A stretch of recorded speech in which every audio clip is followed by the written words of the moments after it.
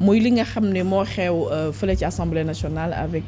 l'affaire Amy Ndiaye Gniby ak les deux députés de PUR conséquences yi mooy gis nañ ni tey wax nañ ni buntu këru Serigne Moustapha Sy fële ca Tivaouane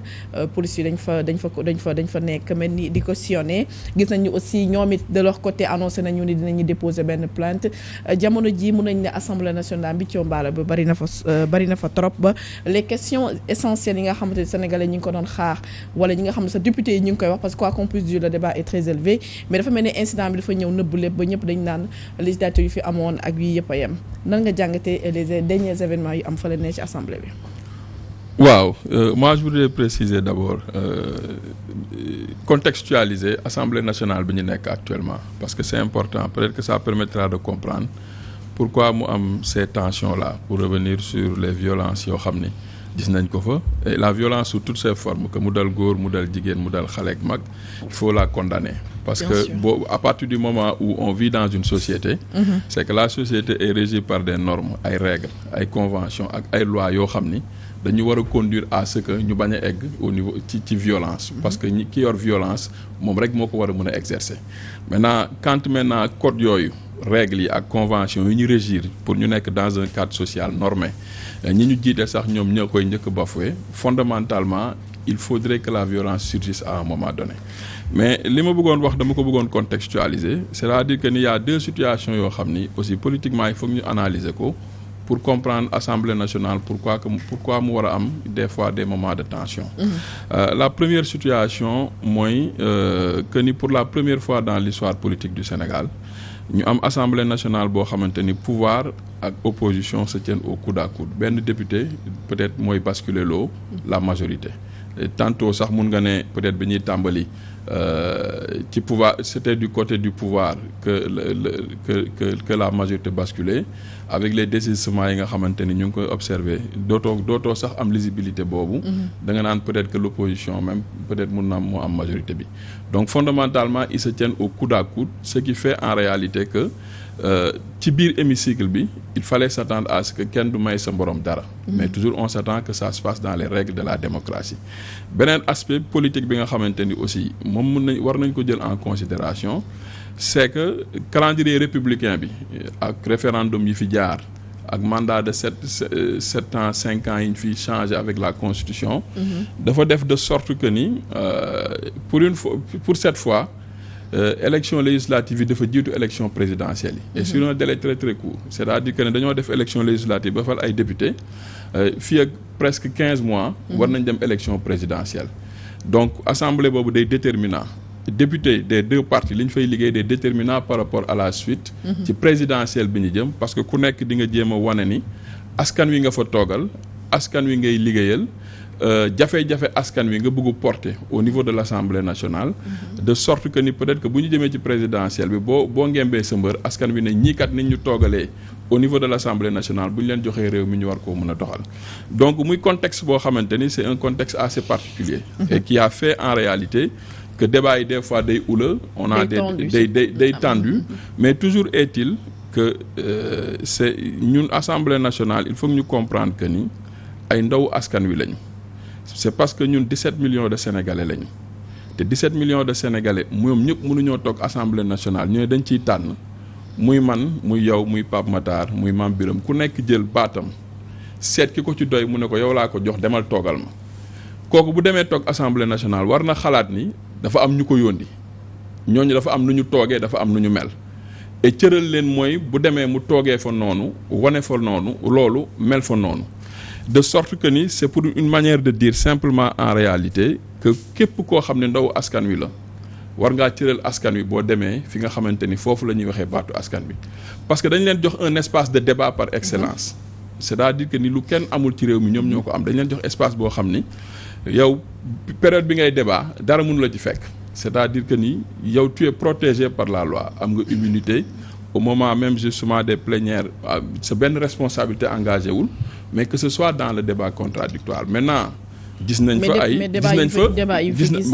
tant que ça reste dans le cadre du débat que ñu xuloo ko mu metti trop que mu am ay tensions et que ça reste dans le cadre du débat contradictoire c'est acceptable ce qu'on a vu par contre maintenant c'est que y a des waaw li ñu gis après nag mooy dafa am ay moments de violence pas que une violence physique parce que c'est la conséquence d'une violence verbale parce que aussi mbir boo koy jàmbar par exemple boo nekkoon école jox la dissertation boo defee thèse da ngay def antithèse pour pouvoir peser les deux parties non pas que da ngay dàq benn bi wala mais il faut nga indi ñaar yëpp parce que li ñu gis temps yëpp ñu koy wax on amène juste simplement une partie mooy am na femme bu ñu fa dóor ñu koy condamner ñu koy déplorer c'est-à-dire que ni jigéen kenn waru ko dóor. waaw loolu moom ñëpp ci d'accord mais lépp lañ d'accord mais non bi may tàmbali sànq nee naa la muy góor non bi may tàmbali nee naa la muy góor muy jigéen muy mag muy ndaw. la violence amul góor amul jigéen. waaw mais la violence ci ko ñu exercer rek il faut déplorer ça. mais il faut voir également germe violence yooyu lan moo ko installé xam nga ñun aussi dañoo nekk ci dëkk boo xam ne dafa particulier c'est-à-dire que ñun ñëpp aussi soit jullit lañu wala ñu doon catholique. soit ñu bokk ci tarixa wala ñu bokk ci leneen et yooyu dafa am ñoo xam ni ñoo ciy doon suñuy repère ñoo ciy doon suñuy soog dañ leen jox cër bi nga xam ne peut-être quelque part moom la ñu jox suñu waajur même boo nekkee politique nga dugg biir assemblée nationale nga gis yow sa ki nga xamante ni yow moom nga dénk sa bopp ñu teg ci moom ay kàddu yu tegginewul ki teg kàddu yooyu yu tegginewul ci moom yow la bëgg wut yow la bëgg provoquer maintenant espace assemblée nationale dafa am ay groupe parlementaire ñoom ñooy réceptacle député yi wala di réfléchir ñoom en interne pour lépp loo xam ne mën na apaiser ay tensions. ñu war cee dox mais quand une personne bu nit tenir ay propos discourtois après ñeenti fan yi topp yëpp yow groupe parlementaire ce temps de parole boo koy séddale nga jox ko pour mu yéegaat au niveau du perchoir pour continuer def dans la surenchère. À un moment donné. Quand ça explose yow bu ci génnee sa responsabilité ça ne veut pas dire qu'on justifie la violence qui a eu lieu mais aussi le groupe parlementaire Benno Bokk Yaakaar nañ ci mesurer ñoom leur part de responsabilité lu tax nga continuer di jox nit ki kàddu te xam ni à chaque fois boo ko joxee temps de parole pour mu revenir ci loo xam ni góom la ci ay nit ñoo xam ne ñu ngi ci biir assemblée nationale te dañ koo def seen kilifa donc moi je crois que ni foofu la ñu war a di discuter di indi un certain apaisement ñu xam ni le débat contradictoire c'est là ku am ay idée doo xeex ku am ay idée doo saaga ku am ay idée doo xulloo da ngay ñëw poser sa argument joxe say idée mu doon idée contre idée te mu doon njëriñu askan wi gis ci boppam alors Mame Birame comme ni nga ko waxee léegi waruñoo dóor daal muy que ce soit jigéen wala góor kenn waru koo dóor waaye aussi au nom de l'immunité parlementaire bi nga xam est-ce que war nga attaquer li nga xam te mooy nit moom la gën a am mooy ngëm muy li nga xam ne que ce soit ci religion wala ci confrérie mais xam nga sujet bi ñu doon njëkk a waxtaanee dossier Adji Sarr Ousmane Sonko bokk na ci li gën a tax discours bi mel ni mu mel à l'Assemblée nationale maanaam dossier Ousmane Sonko Adji Sarr dafa gën a salteel politique u Sénégal daf ko gën a salteel xam nga sànq monsieur Ndiaye mu ngi wax ne idée contre idée 2019 mënoon nañu wax ne sax boobu Sénégal quelque part même bu ñuy am lu bëri loo xamante ni mun nañ ko déplorer ci discours politiciens yi. mais amoon na tuuti élégance. tout à fait. ba ki nga xamante ni mooy Ousmane Sonko publié woon un livre tuddee ko solution. ñu jàpp ne homme politique warul mel ni syndicaliste nga xamante ni day toog rek di kaas dara doxul ci dëkk bi dafa war a indi ay propositions wax naka la jàpp ne buñ ko defee dinañu mën a changer Sénégal nu muy doxee. xam nga loolu ba léegi ñu ngi woon foofu mais imaginez xadisi la nga jékki-jékki di gëstu di def say enquêtes di bind ay livres sur économie Sénégal sur le pétrole nga yeewu xëy un bon jour rek ñu ne la am na benn xale bu jigéen kat bu porter plainte nee na yaa fa ñëwoon ak ay fetal di ko violer déjà xam nga ñu ngi naan sujet bi waroon nañ ko tëj bu yàgg. c'est violent. xam nga mënoon nañ ko tëj bu yàgg mais ñoom ils le font exprès bañ ko tëj parce que jusqu'à présent ils ont besoin de compte même juridiquement bu ñu amul loo xamante ni mën nañ ci sukkandiku pour prouver la culpabilité de Sonko ñoom le dossier là muy continuer di tirer en longueur da leen di permettre ñu am discours boo xamante ni nañ ko teg Ousmane Sonko ak ay ñoñam. maanaam da nga ko seetlu sax ci plateau télé yeeg fu ñu commencé wax argument yi di bëri ñu ne leen demu leen Sweet Beauté ñu ne leen lii ak laa ak léeg donc pour ñoom dossier Ousmane Sonko Adji Sarr c'est un dossier bu leen di permettre ñu mën a argumenter ñu mën a pratiquement joxe seeni xalaat ci dëkk bi. maintenant bu ñu demee ba nga xamante ne nii léegi il n'est plus question de pétrole il n'est plus question de taxe ni d'impôt il est question de Sweet Beauté viol arme mais bu boobaa ñi nga xamante nii ñoom ñoo koy accuser déjà seen discours génn na ci li nga xamante ni moom lañ doon xaar ci politicien mais ñi leen di tontu tamit seen discours boobu matul day génn ci cadre boobu parce que bu boobaa yow boo ñëwee di attaquer nit violeur wala assassin à un moment donné moom tamit li nga xamante ni mooy ay armam mooy tontu la tout simplement la mën léegi c'est ce qui pour man bokk na ci li gën a expliquer à l'Assemblée nationale au lieu que ñuy tenir foofu des discours yoo xamante ni mën na permettre sénégalais yi gën a comprendre. ñu fay tenir des discours yoo xamante ni boo demee làmb ja sax mbër yi waxtaaneetuñu noonu. mais est-ce que aussi le fait que opposition fekk si leen ñoom it ci seen i ci li nga xam ne ñoom dañ koy ci seen i mënin est-ce que aussi c'est pas une manière de wane sénégalais yi ni finalement politiciens yi ñoom ñu fay am. xam nga wax naa fi dernièrement ma ne le président Macky Sall opposé wu ak moom dafa métti xam nga lu tax mu métti soo ne da nga koy teg da ngay def dans les règles de l'art mooy li dal ñii. waaw. su jëflanteeg yow ba pare. j'ai confiance à la justice sénégalaise. dootoo mën a nekkati élection fenn dootoo mën a bokkati élection fenn. soo ne da ngay topp li yoon wax da ngay topp nu mu tuddati da ngay def opposition républicaine bu paree si yow dootoo mën a def dara léegi boo ne doo taxaw da ngay bañ ñu jaay la doole forcément di nga poser des actes yoo xamante ni soo moytuwul sénégalais yi dinañ la si jéppi te c'est ce qui se passe à l'Assemblée nationale bu ñu demee ba nga xamante ni. parce que ñi nga xamante ni gis nañ leen fa ñuy sànni ay dal la ka wax ju ñaaw foofu mais yow leer na la ne ki leen bind ci liste yi xam na ne ñooñu xamuñu lan mooy déficit budgétaire xamuñu sax lan mooy lu gën a terre à terre Assemblée nationale xamuñu ko. donc li leen fa yóbbu nekkul pour représenter les populations mais pour tout simplement di saboter le discours politique. dafa am nag leneen loo xamante ni dinaa ko ci waxaat parce que pour man li fi xew nii mën nañu wax garaaw na. mais nekkul loo xamante ni moo fi njëkk a xew en termes de violence ci langue politique bi surtout à l'Assemblée nationale. non violence moom yàgg na ko c'est que différence mooy bii nii comme session la woon gars yi presse baa ngi fa woon c'est en direct et tout. non xam nga lu tax bii mu am ampleur bi. tous les jours presse bi continuer di ci wax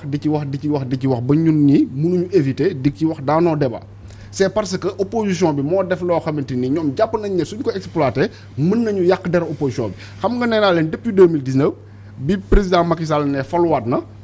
son objectif mooy de dire que ñun ñëpp ñoo yem maanaam yéen a ngi naan ñun dañoo mën a détourner opposants yi kat tanewuñu yéen a ngi naan ñun dañoo mën a randal opposants yi kat tanewuñu yéen a ngi naan ay bandi lañ opposants yi kat tanewuñu donc ce qui fait que bu ñu demee ba nga xamante ni mettre nañ ñëpp sur le même pied d'égalité ñu ne ñoom ñëpp ñoo yem mais li ñuy gën a xalaat mooy comme que ñoom ñëpp ñoo yem nañ fi bàyyi li fi ne. loolu mooy seen objectif yaakaar mën a sénégalais nañ tombé ci piège boobu. alors le 12 décembre Pamatar ci le premier ministre Amadou Ba di def DPG ak li nga xamante ne moo xew Assemblée nationale ak violence bi ñu fa gis propos yoo xam ne vraiment ñaaw na sax ma mun ci delluwaat est-ce que xalaat nga ni ce sera facile pour lui mais aussi pour ñi nga xamante mooy sénégalais yi. waaw du yow moom parce que déjà comme amuñu majorité rek débat bi dinañ ko tenir et aussi boo moytu aussi gars yi daañu teg question de confiance loolu dina doon ay stratégie yoo xamante ni opposition peut-être dina ko amal pour gën a ennuyer wala gën a emmerder ki nga xamante ne mooy premier ministre bi mais bon li si ñaawlu rek mooy yaakaar naa déclaration politique générale moo woon jiitu li nga xamante ne mooy vote budget parce que balaa ngay def déclaration politique balaa ngay voter budget il faut nga xam au moins orientation mais bon Sénégal nañ nekk tey ñu bëri waxoon nañ ko balaa ñuy def lii dara teru ko woon moom premier ministre mu defoon ko mais malheureusement Sénégal moom parfois lu waay neex def boobu moom moo nekk assemblée nationale boobu ba jur violence yooyu xam nga dafa am ay principes yoo xamante ne dañ nekk ci droit te kenn waru koo foowee gis nga par exemple bu ñu la nuyee nul ne peut se faire justice à soi-même li ñuy bañ mooy déjà l'ordre judiciaire ñu bañ ko laal mais aussi individu bi ñu protéger ko xam nga tey jii bu ma jógee dóor la yoon li mu la may mooy nga porter plainte ñu àtte ma man mi la tooñ mais yoon mayu la nga jël chaise nga naan dag ma koy dóor parce que boo jëlee chaise ni dag ma koy dóor mën naa jëlaat leen lu gën a garaaw chaise dóor la ko yow nga gaañu donc gis nga dafa am loo xamante ne assemblée nationale li fa xew ñëpp gis nañ ko femme bi dóor nañ ko kenn waru ko dóor mu dem jëli ji chaise naan day dóori ji keneen parce que elle voulait se faire justice à elle-même moo tax ñu ne dafa am principe yoo xamante ne mais loolu tam instinct nit la bu ñu la dóoree yow tam loo mën a jot rek moom ngay daal di histoire de te protéger. bu ñu nekkee ci instinct nekkatuñu ci société. instinct moom ñu ngi ci animosité ñu ngi ci leneen bu ñu nekkee ci société kon boog mën a réflexe. waaw non instinct la sax te effectivement dañu nekk nag ci société boo xamante ne loi moo fi am ak règlement ki yooyu noonu léegi nag bu nekkee dañuy appliquer loolu parce que bu ñuy wax waxu réflexe ak da nga topp li nga xamante ne moom mooy sa xol rek kon nañu bàyyi kii dóore parce que dañ koy jàppal ni dafa topp xolam bu ñu nekkee ci yoon bëgg traduire ñi nga xamante ne dañu def lu dul yoon nañuy traduire ñëpp yoon parce que ki dóore waxut a dóore mais ki fayu tamit waxut a fayu dañ la ni buñ la dóoree na nga porter plainte dem ci yoon surtout nag ki la dóor bu arrière di dem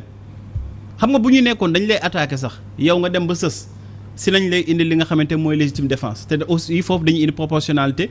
attaque bi par rapport comme tey ji moo la dóoree butéel bi amoo droit di jël chaise bi ma ko dóor le proportionnel butéel bi nga may dóor bu ëppee rek yow da ngay tooñ donc loolu yëpp dafa nekk ay éléments yoo xamante ni damay dégg ñiy wax waxu violence di naan dañuy condamner yow te waxuñu ko femme bi chaise la jël dem di ko dóori ji nit kay jóge fële intervenir kenn rafetlu ko kenn justifié ko kenn expliqué mais dafa am loo xamante ni ñoo ko gisandoo dañ ko commenté yooyu ay image la yoo xamante ni Sénégal yëpp gis nañ ko femme bi jógee na fële jël na ñaari yoon chaise ni day daw di dóori ji nit est-ce que yoon da ko may loolu yoon may ko amul benn yoon bu ko may mu def loolu parce que mooy li ma la waxaat léegi nul ne peut se faire justice à soi-même déjà loolu bu nekkoon dañ koy continuer di def dañuy génn ci li nga xamante ne mooy ordre judiciaire bi nga xamante ne dañuy naan état du Sénégal kese moom moo am sañ-sañu di naan day rendre justice dañuy génn ci protection yi nga xamante ni ñooy individu yi donc loolu aussi dañ koy wax te duñ ko beneen mbir bi nga xamante ne aussi bëggoon naa ordre des médecins wax ci mooy li nga xamante ne dañ ko def violer secret médical ku ko def di professionnel koo xamante ni dafa nekk ci mbir mi ci profession santé prêter serment def ko muy docteur Malick Diop diagnostic gu doomu aadama amul kenn ku am sañ-sañ toog ci presse di ko wax te pourtant moom noonu la def te du médecin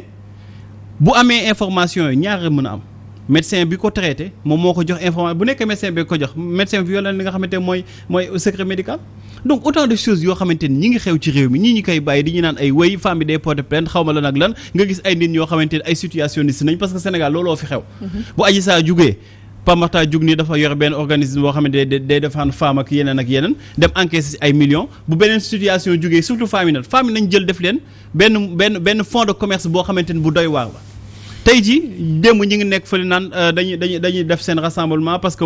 femmes yi dañuy war a xeex pour seen dignité xamal la nag lan ak lan. non kenn doon quinzaine dañoo nekk ci quinzaine de. waaye yow mani basé sur le genre. mani gis nga Khadija yaakaar naa ni ñoom ñëpp ñi ngi assister li gën a dévalorisant ci jigéen te ñoom ñi ngi siy wax luñ sax wax rôle yi nga xamante ne ñuy joué loo femmes yi ci assemblée nationale ñëpp a ngi koy gis ñooy taxaw ñooy saaga ñooy xuloo ñooy def leneen ak leneen. je pense que ni yooyu tey jii moo waroon nekk ay motifs d'indignation ñu taxaw ni femmes yi ngeen di yóbbu assemblée mais boo leen di jël ñoo xamante dañuy représenter mais jël leen ñu gën a meilleur suñu jël leen Khadija jël leen keneen ak keneen koo xamante ne au moins bu demee dina indi li nga xamante ne mooy débat di de mais non dañuy jël ay ñoo xamante ne am nañ substance seen bopp jëlee leen fi indi koo xamante ne bopp bi kopp sax nekku ci après ñu ne non dañuy valoriser la femme donc je pense que ni vraiment Macky Sall li Mame Birame waa ci wax kese si nekk Macky Sall dafa nekk di salteel comme nu mu nekkee di salteel opposition bi noonu la saltee woon société civile bi ba Y'en a marre di jug ñoom Simon ki ñoom kilifa lan nañ jugoon ternir seen image pour décrédibiliser leen nit boo demee ba ñàkk li nga xamante mooy crédibilité doo nangu kenn ci réew mi am crédibilité li nga bëgg nag mooy ñëpp ni ñun ñëpp ñoo yem ñëpp nag bu ñu yemoon yaakaar naa ñu bëri gedd seen i cër. d'accord alors di préciser rek ni waaw. li ma ci bëggoon a dolli mooy que booy suivre une certaine presse da ngay jàpp ne li xew assemblée nationale mooy lu gën a garaaw loo xamante ni xew na fa. man j'ai même vu ñu naan ay la république humiliée la république ceci la république cela xam nga Amy Ndiaye kenn du xeeb li ñu ko def mais dama ne assemblée nationale du ma remonter sax ay taaw ay Senghor rek yooyu mais législature bi passé rek Bougazeli li mu def mais moo gën a garaaw fukki jun parce que Amy Ndiaye moom la ñu mbéj mais Bougazeli sénégalais yépp la mbéj mais si parce que gi nga xaalis boobu noonu bu rëccoon boo dugg ci économie Sénégal autant de faux milliards bu duggoon ci économie Sénégal mais économie bi mën na rës. D'accord. alors ñu dem ci li nga xamante ne mooy suñu dernier point mooy candidature Khalifa Ababacar Sall pour les élections présidentielles de 2024 ñëpp nga doon ruumandaat ni amnistie bi moom ak amnistie moom ak Karim Wade dinañ ko bénéficier fii ak 2024 est-ce que yéen a ngi nekk ci yaakaar boobu noonu ba léegi d'autant plus que moo def na récemment benn sotti wax ni